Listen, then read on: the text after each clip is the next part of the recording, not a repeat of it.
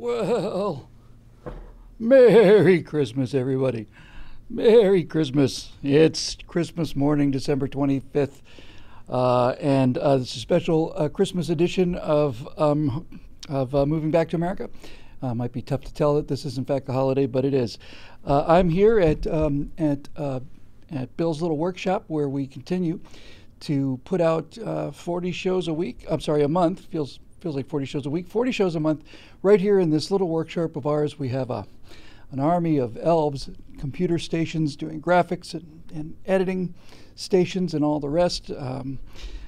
They're a gleeful little lot. They're a subservient race of slave laborers that we've managed to keep here for quite a long time, and they keep the content coming.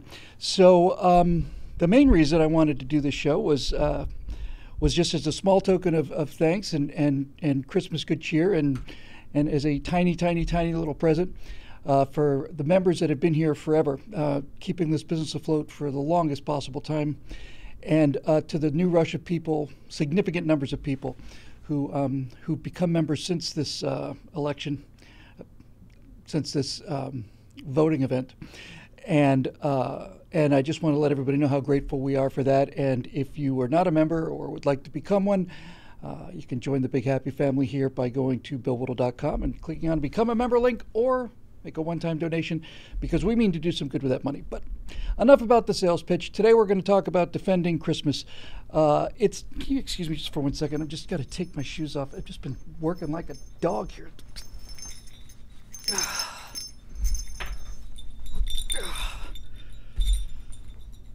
Oh, that's so much better.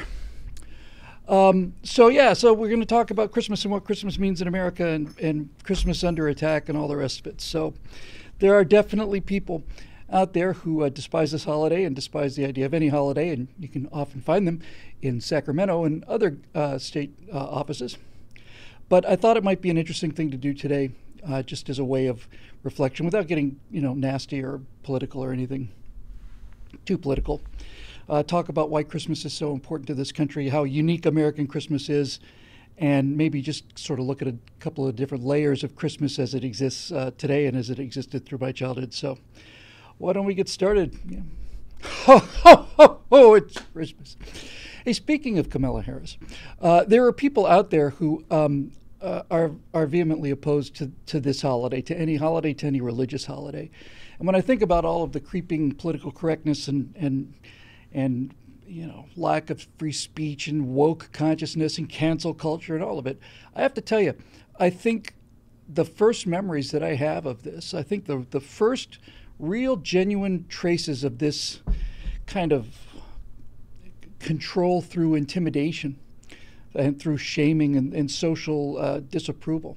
First cases I can actually think of this, if I look back on it, precede the internet by quite a while. And I really do think that the first real visible signs of this sort of moral rot started to occur, 2, 3, 4 decades ago now, at least that, I would say, when people started complaining about there being a nativity scene in the town square of a small town that may have had a nativity scene out there since the city was founded in 1842. That's the first time I can remember not only Christmas coming under attack, but it's also the first time I can remember individual people determined to destroy what other people not only enjoy but have enjoyed for decades or centuries even. That was really the first time I saw it rear its ugly head, was when all of a sudden people decided that I'm not a Christian, and so seeing this Christian scene offends me, bothers the living hell out of me in front of a church. But if it's on any kind of town property, like outside of the courthouse, town square, that kind of thing, no, this is a secular country, and we have a wall dividing the state from religion, and I want that nativity scene out of there. And we listened to these Grinches. Why did we do that? Why? Well, this America's a non-secular country. You don't have to be a Christian to be American. Granted, absolutely true, and that's a good thing. Don't want to live in a country where you're required to belong to a certain religion, and the Constitution not only does not require you to belong to a religion, it guarantees you the free expression of your religious beliefs, or none at all, if that's the way you choose to live your life. So this idea that somebody could some Karen, some proto Karen, distant ancestor of the Karens that have evolved today, decided that this offended them and they wanted to do something about it. They didn't like it, so they wanted to destroy it. And forget the fact that whatever percentage of the town actually did like it, and I'd be willing to bet you that in the first cases, certainly, there was probably 99% of the people wanted that there, and one person, maybe one or two people, the entire town, barking loud enough about, we're going to sue City Hall and we're going to sue this municipal government, and this wall separating wall between church and state will be maintained, or I will go to court. All of this stuff coming from their black, shriveled little hearts, and the reason we're in this trouble, because all of the political horrors, like the way the COVID's been treated, the government response to it, and hate speech codes on campus and separate dorms for people on campus, all of this is a direct result of those first city commissioners who backed down in the face of one angry person, and the weapon that they used then was the weapon that they use now. They basically appealed to our sense of decency and fairness. This is not fair to the people who are not Christians and not Muslims people who are not Christians, atheists, and Muslims are offended and Jews are offended. I don't know that that's true, but even if it is, even if it does offend somebody, I am responding to an argument like that the same way I would respond to arguments about people when I was flying out of Santa Monica Airport. That's been quite a while now. It's almost 10 years since I flew out of Santa Monica. Well, yeah, 8 years, 9, something like that, since I regularly flew out of Santa Monica Airport. And in an effort to close Santa Monica Airport, all of the communities, all of the people in the houses around Santa Monica Airport made an ongoing, constant political effort to shut that airport down. And the reason that they wanted to shut the airport down was because of all the noise from the airplanes.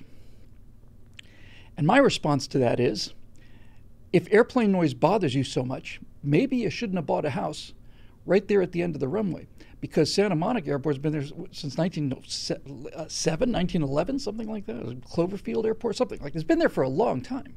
Certainly nobody that's complaining about noise in the 2000s or today or even 10 years ago, nobody's complaining about airplane noise from Santa Monica Airport got here before Santa Monica Airport got here, because it was just a field. And so you really do have to ask yourself the question, if airplane noise really bothers you so much, why did you move next to an airport? Unless your entire purpose was to close down the airport, which seems a little bit aggressive and a little bit cantankerous to me. If I'm sensitive to airplane noises, and many people are, and many people have a right to be, not a pleasant thing to hear jets go roaring overhead every day or whatever the case may be, but if I'm one of those people, then I think probably living right next to the departure end of an airport would probably be not my first choice of a real estate option. So why do they do it? Well, one of the reasons they do it is they're quite convinced that this is a nice house and I like it and I want to live here, and this environmental thing that's been here since well before the house was built really bothers me, but I believe I can have that fixed. I believe that I can work to change that. And that's my response to people that wanted to shut down these nativity displays and got away with it. If somebody lives in a town that's been here for 100 years or 200 years and has a nativity scene in the town square, that nativity scene was there when you moved in, was there when you bought the house or when you were born into the house, whatever the case may be. It's been there forever. It's tradition. It's as much tradition as the town square is, or the city hall that it might have been in front of. And if it offended you so much, you probably shouldn't have moved there. And for those of you who say, well, that's a chauvinistic kind of an attitude, it is actually the opposite of that. It's an attitude of respect, because I can tell you with a very high level of confidence that if I were to move to Israel, I would not presume to start complaining about demonstrations of the Jewish faith on public land, because Israel is a Jewish state and it's filled with Jewish people. And if I am so offended by these things, then maybe I should move someplace else. And the same is true for any other country that I would visit, even a secular country or something like Norway, let's say, which I've been to recently. Lovely place, beautiful place, very clean, very all of this stuff. And you ride on the train in Norway out of town, and the train goes right up to the gates at the airport. It's spotlessly clean, and people get on there, and it's very quiet and respectful and just lovely. And if I were to get on a train in Norway with a well, I was going to say a boombox on my shoulder, but you get the general idea. And I get on a quiet train in Norway and start blasting out rock music, country music, me singing, whatever. It's disingenuous of me to expect people to put up with that, because I am a guest in their country, or I am living in their country by choice, and it is not only not a virtue for me to want to change that according to my values. It's just downright it's ingratitude, and it's rude, and it's stupid. It's just stupid. I've always felt that. And the worst of it is, and this is why we're in the trouble we're in now. Started with this with Christmas, as far as I can see anyway. And the worst of it is that it doesn't take like a majority of the town. Even then, I think the argument I just made would still apply. But if there was a town council meeting and they polled the city, or they did a referendum or something, and it turned out that 51% of the city found it offensive, then at least you might have some kind of grounds for this argument, which again I think is pretty hollow. But nevertheless, you could change it that way. But that's not how these things happened. They happened because one person or two people, one angry person found another angry person, and they started an angry committee, and then they're writing letters threatening to sue the city government and take it all the way to the Supreme Court because of the wall separating church and state, which doesn't exist. That was the separation of church and state was a phrase used by Thomas Jefferson in a private letter to somebody, and the constitutional guarantee of your own religious freedom is not in the Constitution. In other words, there is nothing that severs religion from public life in the Constitution, contrary to popular belief. What there is, enthusiastically and emphatically, a distinction made about whether the government can force you into any kind of a religion or deprive you of your religious rights, no matter what they may be. That's the First Amendment. They put it first because they thought it was most important, right up there with freedom of speech and freedom to gather and all the rest of it. So to say that you cannot have religious stuff on public property based on the Constitution is it's just wrong. It's just not true. What the Constitution does say is you cannot force somebody to be a Christian, and you cannot force somebody not to be a Muslim, and you can't force anybody to have a religion or force them to give up a religion. There's no connection between that and a nativity scene on a public square. Now, where you could get into a genuine argument about this, and again, I think if you lived in a healthy small town, I don't think this would be a problem at all.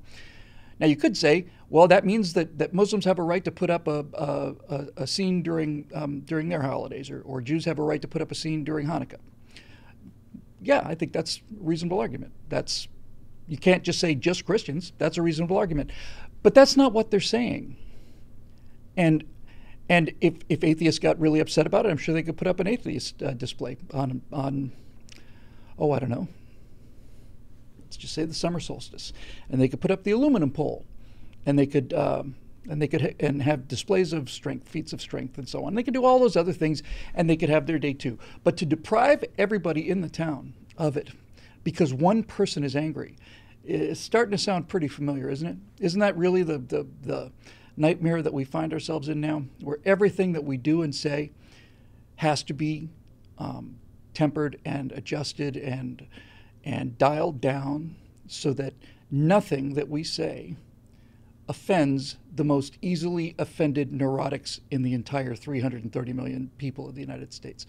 What they want is a world where everything that I say has to be gauged and monitored so that no one gets offended. And if someone does get offended, then I need to be shut down. And what I find especially interesting is I find that entire idea offensive. And I am deeply offended when people make that argument. That never seems to occur to them. Every time they talk about that is offensive and it needs to be banned. Well, your attitude is offensive to me. Your entire existence is offensive to me personally.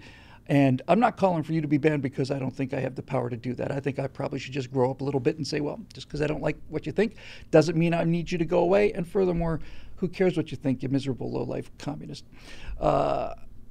So that's kind of the first part of it. Now, the claim that Christmas is over-commercialized, I think there's definitely grounds to that, no question. And the cynicism, and that's the only word for it, the cynicism of hearing Christmas carols in October, often before Halloween, but certainly in many cases right after it, although that does seem to be dialed back a little bit, thanks to people saying, can we have Thanksgiving before we start the Christmas sale?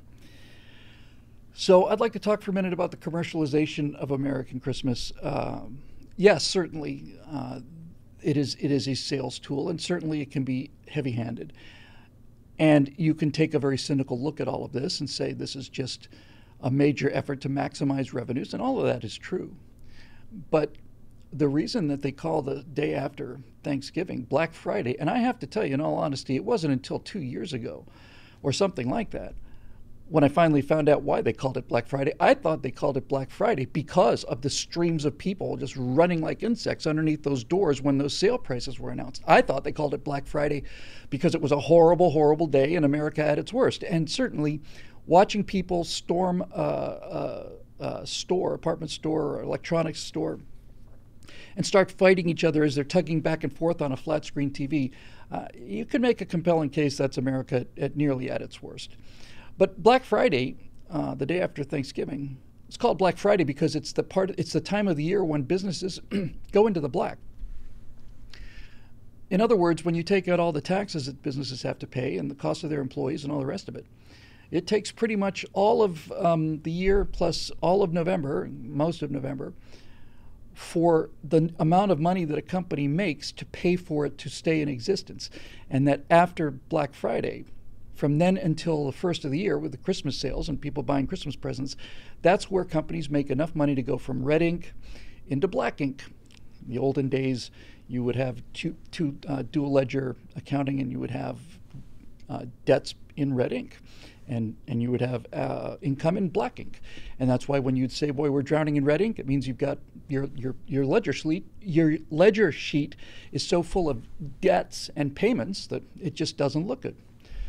So what we're really saying here is, even at its worst, at its most commercial, at its most greedy and irrational and un-Christmassy, people storming into these stores to get these electronics deals, for example. First of all, they're not looting the store. They're lining up to pay money for the store, so just keep that in mind. But the main thing is you have to look at this from the point of view of the store. I mean, this is what they live and die on. This is what the entire business model, retail model, survives on. They try to keep prices low so that they can keep sales high and make products available to as many people as possible. And that means that if they're right on the margins, they have to wait 11 months before they can start making money to get them through the next year. And suddenly it doesn't seem quite so evil or quite so nefarious. It begins to look like, okay, this is the reality of it. We have a holiday coming up where it's customary to buy presents, and that present buying is not something that we do so that we can increase the mountain of gold coins that we sleep on every day, which is what a lot of people think happens with businesses. This is when we make enough money to stay in business for another year. And I think when you look at the commercialization of Christmas, which I'm dead against, I really think it can be extremely vulgar sometimes and very detrimental to the spirit of the holidays. But nevertheless, it's not some cynical, evil kind of we're going to squeeze every last drop out of them. It's survival for companies. It's their entire existence predicated on this. And I think if you look at things that way, even the most commercialized aspects of Christmas that may bother many Christians or even people who are just offended at that kind of irrational sort of mob behavior, becomes a little clearer when you understand why these things exist, why those incredible sales happen, and all of it. It's yes, it's an economic argument, but it's not just pure evil, and it's not just a complete lack of respect for people or dignity or a chance for them to, like I said, roll in mountains of money. It's what they need to do to survive. The other aspect of Christmas that I think many people condemn, and certainly people who are against Christmas, we call these people communists, but one of the things they condemn is the entire idea of having to buy presents and the social pressure to buy presents. And that's a legitimate concern too, I think. But let's just take a look at that for a second, shall we? What we're basically saying is, and I really do mean this, that you'll hear many people say, oh my God, Christmas, it's the most stressful time of the year for me. There's so much to do. I have so many presents to buy. I have so many cards I have to mail. And the Christmas party, I just hate the holidays. It's the most stressful time of the year. How many times have you heard that? I've heard it a lot. So let's just take a look at that, shall we? We live in a society where the greatest stress that we endure during the course of a year is trying to figure out how many presents, how many gifts we can buy for the people in our lives. That's maximal stress for Americans. I got to go to the mall again. Yeah, that's going to be rough. And I got to stand in line, and all these people are going to be there, and they're going to be fighting for parking spaces. And yeah, it's Stalingrad. I don't see no difference between the two. I mean, really think about it. If people are genuinely saying, and millions of them do, that the highest point of stress in their lives is repeatedly once a year having to go out and spend disposable income to get something that somebody you love not only accepts but appreciates. That's the highest stress that you deal with as an American. What does that say about this culture? I mean, in a good way. What does it say about a culture who has so much prosperity and so much security that many people will say in the throes of their neuroses, and I'm one of them, not excusing myself, I'm just saying a little perspective helps. I gotta go Christmas shopping again. Now, you can also make the case, of course, that Christmas is a very disparate holiday in this country, that people with money have more toys and people without money have fewer toys, and that's certainly true.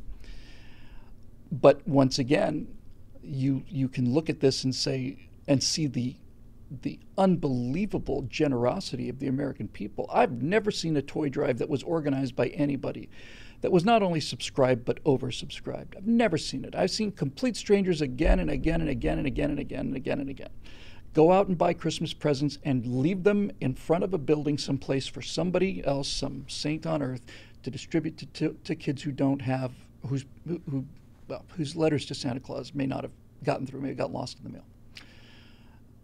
And I've never seen one of them turned down, and I've never heard people say, oh, God, these charities are just bleeding me dry. Never.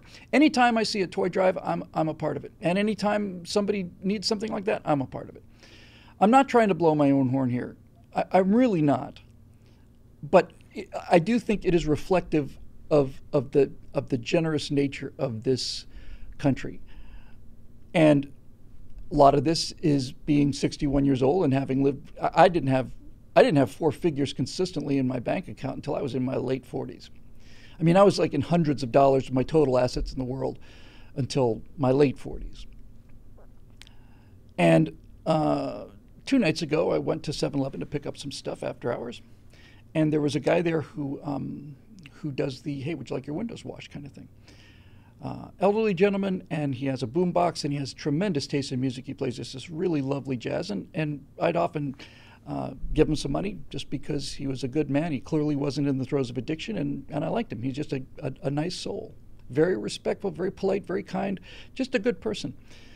And then lately, with the pandemic, nobody's carrying any cash or anything, and he was sitting outside the place and asked if I'd like my window cleaned, and I told him the honest truth. I said, I'd love to, but be honest with you, I just don't have any cash on me today. He said, that's fine.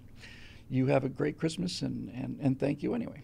And I went into the store, and I realized, no, that's not going to cut it for me. So I went over to the ATM, and I took out $20, and I paid for what I wanted on my card, as I usually do on the debit card. And on the way out, I handed the guy $20 and said, Merry Christmas. And he was happy about that, and I was happy about that. I felt better about it than he did. And that spirit is everywhere in this country. They haven't beaten that out of us yet. And they're trying to.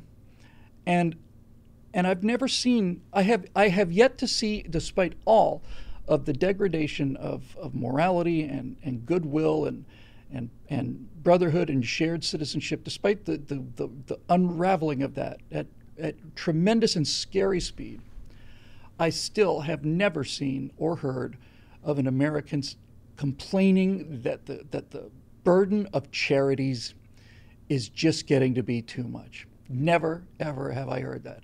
I've never heard an American say, oh, God, another fundraiser. Oh, geez, look at this. Here they are with another food drive. These vampires are bleeding us dry. Never heard it, never. And you haven't either, I'll bet. Now, a certain kind of person who thinks that Christmas is bad and an intrusion of Christian beliefs into a secular society and all the rest of it would have no problem whatsoever putting a gun to my head and saying, we're going to take 40% of everything you have, and I'm going to take it from you at gunpoint, meaning if you don't pay these taxes, sooner or later somebody's going to arrive at your house with guns. And I'm going to distribute that money to poor people, and then I get to be virtuous, and you don't get to complain. What's the matter? Do you hate the poor? Why aren't you willing to pay more taxes? If I hated the poor, I wouldn't do things like what I just described. But it's not charity to take something from somebody at the point of a gun, distribute it to somebody else, you claim the virtue, and then demonize the person who came up with the money in the first place as being someone who's racist or homophobic or member of the patriarchy or what else? I mean, everything else. The spirit of Christmas is the spirit of giving and charity, and that's what this country is so abundant in. It is this astonishingly generous society. And many times you'll hear people say, well, America doesn't give nearly as much in foreign aid as it should. You know, given the economic might of America, the amount of money that the government spends on foreign aid is a pittance, way below many other countries in terms of per capita expense. And that's probably true. But what these people never, ever, ever, ever factor in is the amount of donations and the size of the donations, the number of donations, and the variety of places that they go to. Nobody ever factors in private donations into that equation. And when you take the amount of money that American citizens kick in for some kid in Africa someplace who appeared on a TV ad and for $3 a month you could feed, nobody counts that money at all. And when you force people at gunpoint to part with large amounts of money, and you know full well that the large amounts of money that they're taking from you, which they are claiming to go to the poor and the needy, and you know that for every dollar they take from you, 3 cents ends up with the poor and the needy, and the rest of it manages to vaporize somewhere, then all of a sudden this idea of Christmas and voluntary charity looks a lot better when you look at it in a completely secular way, absolutely take the religious aspects out of it completely. So those are basically my thoughts on the criticisms of Christmas and the justifiably negative aspects of some degrees of Christmas, and I want to spend no more time on that. Now I want to talk about the positives. First of all, there is nothing in the history of the world like American Christmas. Nothing. There are countries and histories that have a much more quiet and more spiritual Christmas than we do. There's no question about that. There are places where Christmas, as I say, is more private, more family-oriented, not so much about presents and all the rest of it. And there's something to that, definitely. But the entire introduction of Santa Claus, which bothers many Christians, and I understand why. I really do, and I'll get to that in a minute. But what that has basically done is taken Santa Claus into the realm of the patron saint of St. Nicholas, who Santa Claus is based on. For those of you who didn't know that, and I'm sure it's not many of you, I remember being genuinely awed and impressed when I found out that Santa Claus was a contraction of St. Nicholas. I thought, wow, that makes sense. So St. Nicholas is the patron saint of children, and he brought gifts to children and so on. And Santa Claus, there's no saint in Santa Claus, and he is a non-secular figure. And there's something genuinely beautiful about that, because to me it allows virtually anybody who wants to partake in Christmas, because you're not really worshiping a graven image, are you? I mean, nobody worships Santa Claus as a god, do they? I don't know of anybody who does. I know lots of people who try to get chummy with Santa Claus, especially as October and November rolls around. But generally, in fact, not generally, I've never heard a single case ever. Not once ever have I experienced anybody attributing divinity to Santa Claus. Santa Claus is a jolly old elf who delivers the spirit of giving and brotherhood to everybody, regardless of whether you're a Christian or not. And that, to me, is an astonishingly beautiful thing. I will get to the Christianity aspect of it. I'm saving the best for last. But if you really look at it in that light, this is not biblical. Jesus didn't preach at the North Pole. And it is a very American inclusive way of sharing the kind of holidays that many religions have during the winter solstice. December 21st, usually the 21st of December, is the point when the sun is at its lowest in the sky. In other words, the sun and the Earth's equator and the Earth's orbit are inclined at an angle of 23 degrees. And in the summertime, the northern hemisphere is tilted toward the sun, and then as the Earth orbits like this, it goes around, and there's a time when it's equal to the sun. These are called equinoxes. Vernal equinox in spring, autumnal equinox in the fall. Equinox means equal nights. So these two times are when the day and nights are equal. The summer solstice is when the sun is highest in the sky due to the tilt of the Earth. Those are the longest days.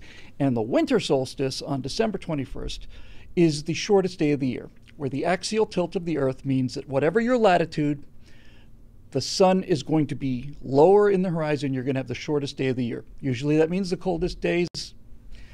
But the point of it is, it's the shortest day of the year. And the winter solstice has been a holiday forever, since there have been people. Because the winter solstice is probably the most important astronomical event available, period. It's probably the most important astronomical event in the entire pantheon.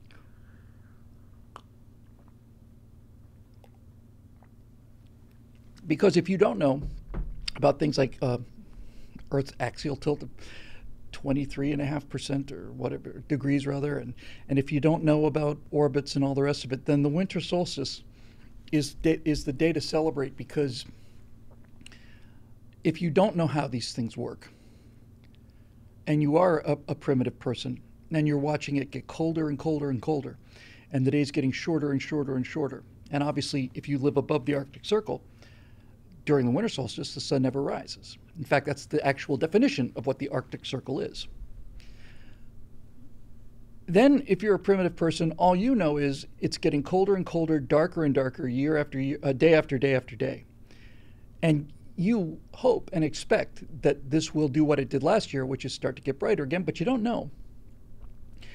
You don't know, because you don't know what's causing it, and maybe you've offended the gods that are responsible for daylight. So there would always be a holiday at this point of the year, and what it really is, and the reason it's a celebration instead of a funeral dirge, is because it has become a traditional time to celebrate. Because so far, there's always been a December 22nd when incrementally the sun is starting to move back up into the sky again. It starts to get brighter. And that's one of the reasons why the actual birth of Christ was attached to a pagan holiday. Romans called it Saturnalia. But the reason that Christmas moved from the spring, when Christ was probably almost certainly born in the spring, into December was because there was so much about the Saturnalia that was appealing to this idea of rebirth. The winter solstice celebration that's celebrated by every culture in the world, really, is a celebration of renewal and rebirth and resurrection. It is the day that the sun stops dying. That's a little play on words for you, isn't it? Astronomically speaking, December 21st is the day that the sun stops dying. The sun is then is resurrected and begins to climb into the sky once again. And so that's a natural match for the Christian belief. It's a perfect match for the Christian belief. And for those people who say, well, Jesus was born in the spring and this whole Christmas thing is a pagan celebration, it is absolutely true that Christmas has been moved to the approximate date of the pagan celebration, but the pagan celebration in question was the pagan celebration of resurrection and rebirth and renewal and the coming of the light. So if you're going to put it anywhere, that's not a bad place to put it.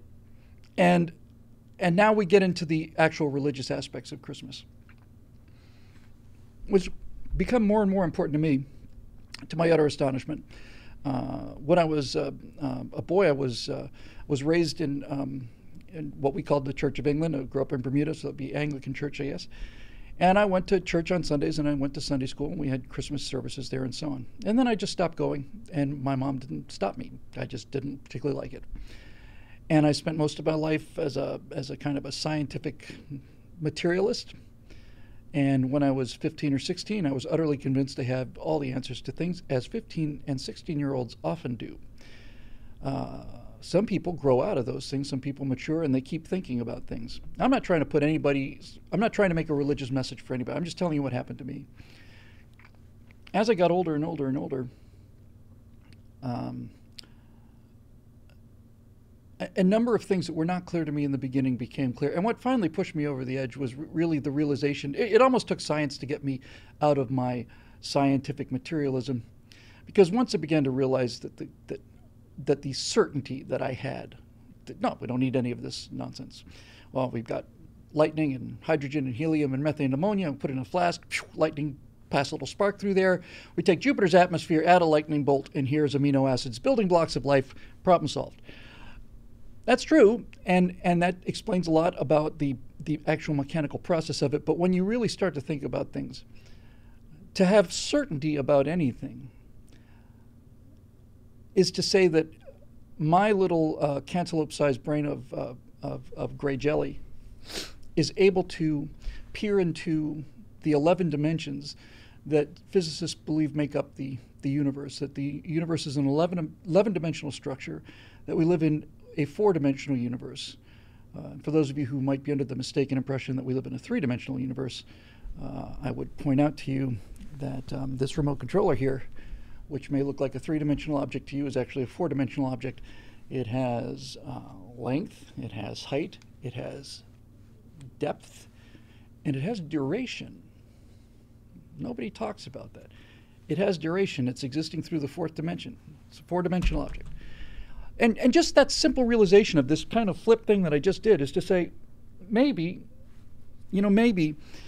everything that just seems to be so mechanical and so clear is much deeper than that, and that there's much, much, much more at work. There's not compelling evidence, there's undeniable evidence that observing something, looking at something, changes the outcome.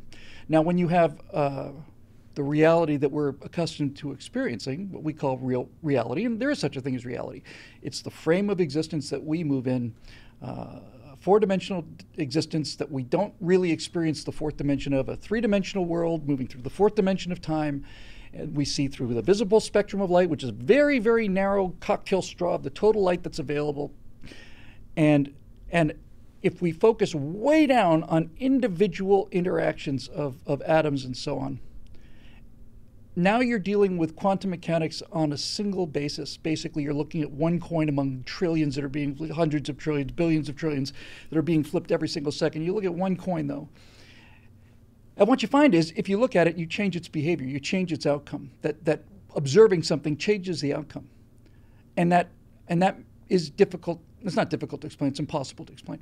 It's true. It's experimentally true. There's no question it's true. It is absolutely true. The fact that you're receiving this signal now is based on quantum equations that have to be factored in order for electronics to work. And so it is true. When you look at something, you change the outcome. The observer influences the outcome of the observation. It's absolutely 100% scientifically proven. And your cell phone is evidence of that. So once I realized that if my monkey brain can peer through some kind of an experiment that I've set up and actually change the outcome of the material world. You actually change the material world by observing it. Then it becomes a little more problematic for me to assume that I know everything about how this universe is structured, because if that is true, and it certainly seems, well, it is true, I don't know why I keep saying it seems to be true. At least on a quantum level, on a minimum level, it is true. You observe something, you change it. So that means that the nature of the universe is changed by the observation of it. And if that is true, and it seems to follow, then the entire structure of the universe is not made, the universe isn't made out of matter, and it's not made out of energy. It's made out of intelligence. It's made out of observation. The universe is, according to this theory, which seems fantastical, but the universe becomes as complex as the people or creatures that are observing it. And that is experimentally verified. If that doesn't put a little starch in your collar, then I don't know what is. To say that, as Richard Dawkins and somebody else would, that no, you don't need any of that. Any of that nonsense, that hocus pocus flying spaghetti monster nonsense, you don't need any of that, is to say that, so you're saying that we're it, this is as evolved as a consciousness can be? I mean, we don't understand infinity or eternity. We know what they mean. We can deal with them as a kind of an abstract concept, but nobody understands infinity. Nobody understands infinity.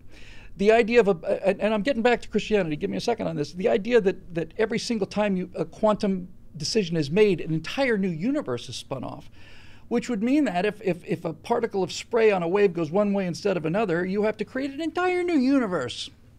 And you say that's absurd. Where would you put all that? If every single quantum interaction going one way or another required the generation of an entirely new universe, where would you put all of that? Well, you can have an infinite number of infinite universes if you have infinity.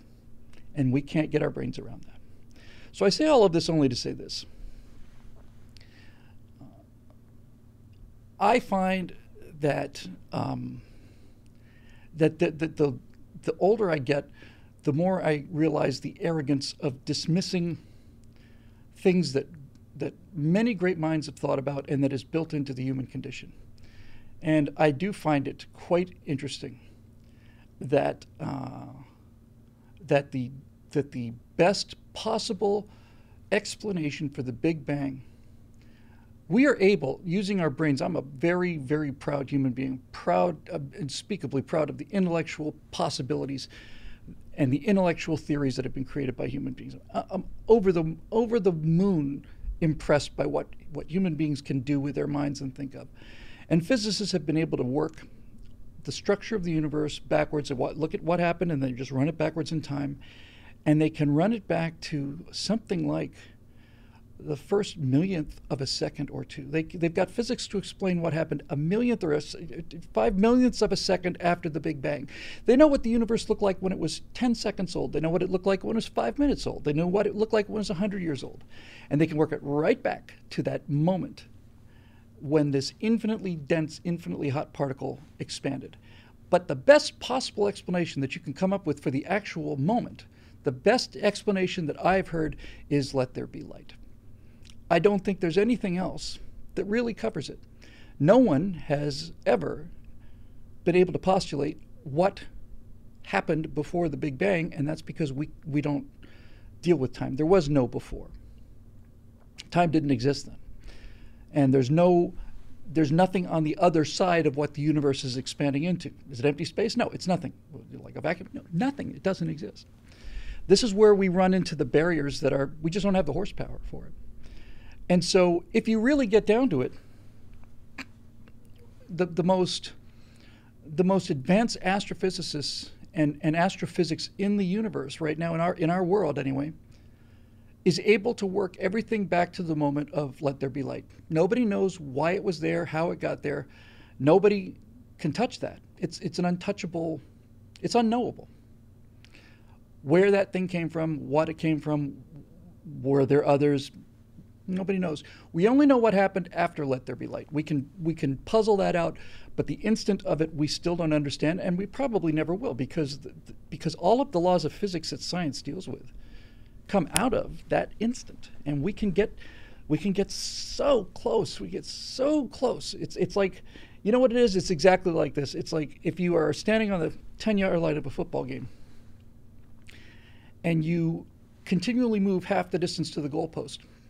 You'll never get to the goalpost. I mean, if you think about it, Okay, 5 yards, half the distance, 2.5 yards, half the distance, 1.25 yards. If you got fine enough measurement on that football, all you're doing is having the distance to the goal line. You never get there. And that's exactly what the situation is with the Big Bang. We can't explain it except to say, let there be light. Now, if those things don't humble you, then you probably need a spanking. And they certainly humbled me. So this brings us to the final part of Christmas and why it needs to be defended. I don't have to tell Christians about Christmas, and it's not my job to do so. But I can tell Christians a little bit about politics, and I can tell non-Christians a little something about politics too. It is an amazing miracle of the American experiment that a government founded upon the idea of freedom of religion has been able to survive as long as it has without religion. And I'll tell you why that's important. The entire idea of self-governance, the entire idea of keeping the government out of your life, of having rights that are not granted by the Constitution. Your First Amendment right is not given to you by the Constitution. And neither is your Second Amendment right. The First Amendment does not guarantee you free speech. And everybody gets that wrong. Virtually everybody gets that wrong. The First Amendment to the Constitution, everything in the Constitution is a negative. The government shall not. It doesn't say the government shall. It doesn't say the United States shall grant freedom of speech to the American people. It says that the government shall not take away the inborn, innate, inalienable right of free speech and self-defense and all the rest of it. That the government cannot take away these God-given gifts, and if you don't believe in God, then you can just simply say it is part of the human experience to be able to be free, to do what you want to do as long as you don't hurt anybody else and all the rest of it. That freedom of action that has created the most open, successful, and generous society in the history of the world is predicated upon virtue. And this is something that I didn't realize until relatively recently in my life. No matter what your religious beliefs are, no matter what your political beliefs are, if you don't believe in religion, that's fine. That's fine. You live in a world where the acceptance of the idea of an inner judge, of a consciousness, a conscience that lives inside you, whether you are religious or not, or of different religions or not, it doesn't matter. You were born into or immigrated into a society predicated on the Judeo-Christian belief that there is an internal code of behavior and that there is an external judge, and that no matter how much you are able to elude the coppers, you will not be able to elude the consequences of your actions. That is the only way that free people can be free. Because if you don't have virtue built into the human soul, and we're all imperfect, all of us, but without virtue, then you simply can't let people be free. Because if there's no virtue, then they're animals. And the lack of laws and lack of controls and lack of authority and lack of police and lack of observation cameras and lack of background checks and lack of ID and lack of genetic base databases and all. You can't let people go without those things if they're going to be animals and murderers. The reason we have freedom in this country is because of the fundamental virtue of the American people. And to a very large extent, that fundamental virtue was put into them by the Judeo ideas of a God who has laws, and those laws are not to be trifled with.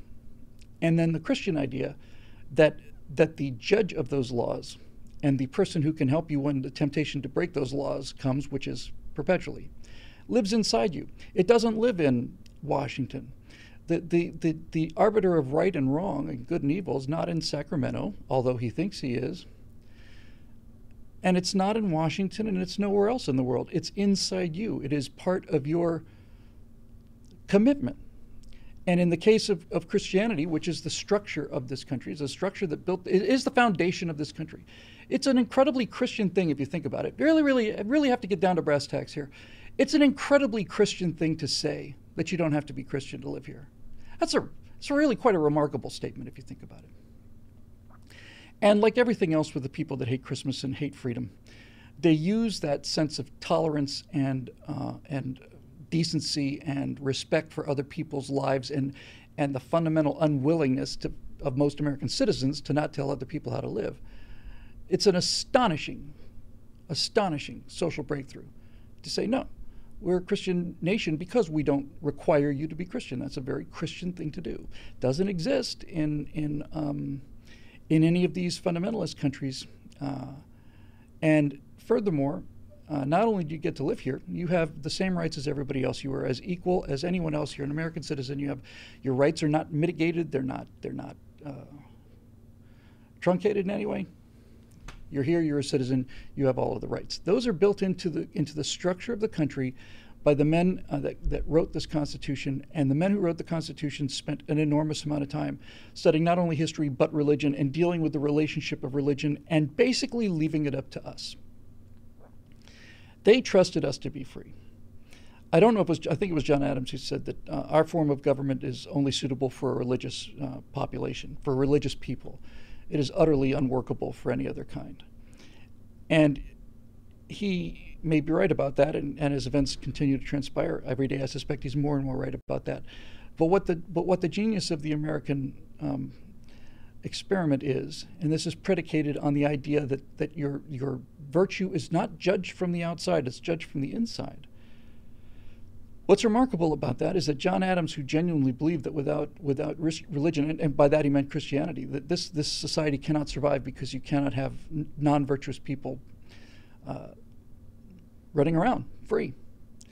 What's astonishing about it is that he made no effort to enforce it. Isn't that amazing?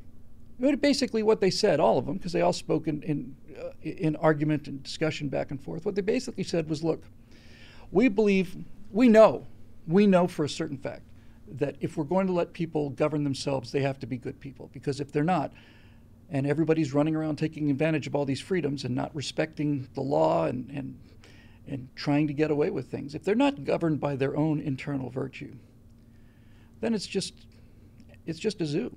And police will come and guards will come and rulers will come and despots will come and all the rest of it. But if we have good people, we can leave them alone. And they didn't codify that. They didn't say this will be the state religion of America because without it, virtue fails. They didn't say that. And they didn't say everybody must be a member of the Christian faith. And they didn't say that no one who's not Christian can enter the country. They didn't say any of that stuff. Because they understood that that was a direct contradiction of everything they were working for in the first place. That's the genius of the American experiment, and that's the intersection of religion and politics, is that we live in a society that allows you to be whatever you want to be religiously, and yet that comes from a very specific religious idea, and that religious idea is that your virtue is governed by a voice inside you and nowhere else. And if that fails, then it's just a matter of time. And what we are seeing now is we're seeing that fail more and more often, and we're seeing that clock running out. And I'm not going to end this Christmas message on a downer thing. I wanted a show that was just fun and lighthearted and good. But despite the setbacks we've seen, and despite the incredible encroachment of forces that I only call evil because they want to control and run other people's lives according to their own ego-diseased minds, I consider that evil. But despite all of that, in 2020, in this horrible year, and by the way, can we be honest for a second? If 2020 is the worst year that we experience because we had to stay indoors and wear a mask and because somebody cheated on an election, if this turns out to be the worst year of your life, you did pretty well in the lottery of existence, really, didn't you? This is the worst. That I have to stay inside and watch Netflix. Might be something you might want to think about. It's something I have to force myself to think about. But just to wrap this up, the Founding Fathers bet on the virtue of the American people.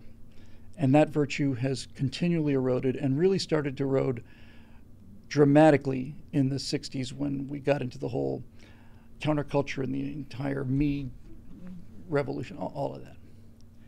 But I don't think that the founders bet on the wrong horse. I really don't. Despite all of the backsliding and all of the erosion of the things that made this country what it is and made Christmas what it is, and all of the connection between religion and politics and all the rest of it, I still don't think they missed their bet.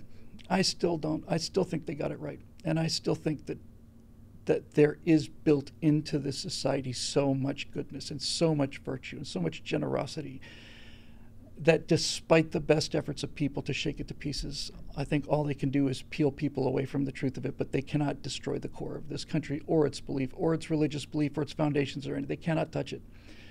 They can touch the things in the world. They can control the government. They can steal the government. They can enforce taxes and regulations upon people. They can, in large part, make you do what they want you to do, and that's getting worse, and we need to fight that. That's why we're here. But they can't take away your virtue, and they can't take away your honesty or your kindness or your generosity. They can't take that from you. The only person who can take that from you is yourself. And the entire purpose of the war against Christmas and the war against religion and the war against individuality, the war against freedom, all of it, is to make you believe that it's obsolete or stupid or both or whatever. The only person who can take away your virtue and your happiness is you. And they understand this. And so when we think about defending Christmas and defending freedom, we always think about, well, that's why I have my rifle, by God. And I'm all in favor of that because we do have rifles. They didn't come after us with rifles. But what their strategy is they're not going to be kicking down doors with guns. Their strategy is to create a world where in 10 or 20 or 30 years, your children or your grandchildren will take your weapons down to officially licensed place and turn them in as relics of their racist, horrific, patriarchal past. They're not trying to come and take your guns away. They're coming to try and destroy the moral fiber of your existence so that your children or your grandchildren take the guns that have been sitting in the closet rusting and turn it in for $100 reclamation fee. And that's what they're headed to. And it looks like that may be working, but you cannot beat the biology out of people, and we'll deal with that some other time. So that's my Christmas present for all of you out there. And if this means anything to you and you're not a member or make a one-time donation, I'm certainly not going to talk about the need for it. And I'm not going to do the Christmas leverage on you. I'm just going to simply state a simple fact. Without these resources, we can't keep these messages coming. And with them, we can. And I think that I certainly have grown in confidence that the work we do here is a work that is dedicated to preserving virtue. And I think that's important. So if this meant anything to you and you can help us support us, we need it. And if you can't, then that's okay too. That's okay too. This entire operation is made possible by the generosity of people who have signed up to make sure that these messages cost nothing. They're paying for them so that they go out for free. And when we have tried to do members-only content, we got down to one members-only show for Right Angle. And the one thing we heard was, this is too important to keep underneath the firewall, behind the paywall. We want our members-only show to be public. That's the kind of people we have here. And that's the kind of people we're fighting for. And that's the kind of people that make Christmas such a wonderful miracle here. And don't worry, we'll fight them. But we're not going to fight them today. Today and for the next couple of days is a day to relax and be grateful and to be reverenced. And my final word on this will be one of the most cutting insults and observations that a person can make is to say, is nothing sacred to you? Because that really is it. When you run into somebody who's so thoroughly appalling that they become mysterious, that you can't understand them, you're forced to ask that question, is there nothing that is sacred to you? Well, the people who are fighting us for this country, that is a observationally true description of them. There is nothing that is sacred to them. Nothing. Nothing. They believe in nothing that is sacred and inviolate. And those of us wearing the funny hats, the red hats, and the bells on our shoes, we believe differently. So Merry Christmas to all of you, whether you're Christians or not. Merry Christmas to all of you, whether you're Americans or not.